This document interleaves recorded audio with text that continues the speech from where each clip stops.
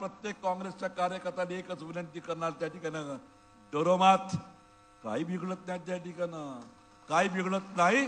हा दिवस सुनील केदार तुम्हाला विश्वास देतो, तो दिवस तुम्हाला जिल्ह्यामध्ये नक्की दाखवेल की ज्यावेळेस हे भारतीय जनता पार्टीचे माजलेले लोक तुमच्या दारामध्ये उभे नाही करणार तर तोपर्यंत सुनील केदार स्वस्थ बसणार नाही, असा विश्वास तुम्हाला त्या ठिकाणी देतो। आणि या भारतीय जनता पार्टीच्या सत्तेपुढे जे अधिकारी त्या ठिकाणी गुलामगिरी करून आलेले आहे, ते पोलीसवाले असो की कलेक्टर नागपूर असो, त्या लोकांना सुद्धा तुमच्या दरबारामध्ये त्या ठिकाणी मुजरे लावील असा विश्वास त्या ठिकाणी आहोत। त्या ठिकाणी आज सुनील केदार आपल्याला विश्वास बांधून हा दिवस दूर नाही, 2026 यांना पाहू देणार नाही आणि 2025 मध्ये त्या ठिकाणी तुम्ही म्हणाल ते वारं या नागपूर जिल्ह्यामध्ये चालण्यासाठी आपण परिस्थिती निर्माण करून टाकू।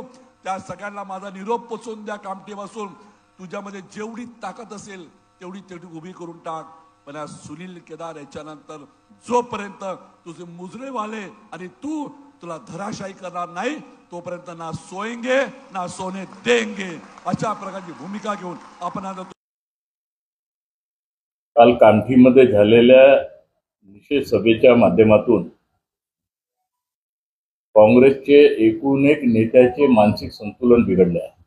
आम्ही बी अनेक काळापासून विपक्षामध्ये राहिलो, आम्ही संघर्ष करू इथपर्यंत सगळे लोक आमचे नेतृत्व इथपर्यंत पोहोचला, परंतु आमच्या नेतृत्वाने आमच्या नेत्यांनी कधी अशा प्रकारचे वर्षण केलं नाही। आणि म्हणून सुनील केदार सारखे व्यक्ती अशा प्रकारची भाषा बोलतात, ते भाजपवर टीका करतात, ते कमिशनर आणि कलेक्टरले मुद्रा त्या ठिकाणी नाचवण्याच्या ते आव्हान करतात। अरे जनतेनं तुम्हाला मुद्रा या ठिकाणी नाचवलेला आहे, तक्रार होणे गंभीर स्वरूपाचं त्याने वर्षण त्या ठिकाणी केलं। मी स्वतः पाहतो, मी स्वतः आमच्या ग्रामीणच्या नेत्याशी बी बोलतो, अशा प्रकारचं त्यांनी केलं, याची पोलिसात तक्रार होणे आवश्यक आहे।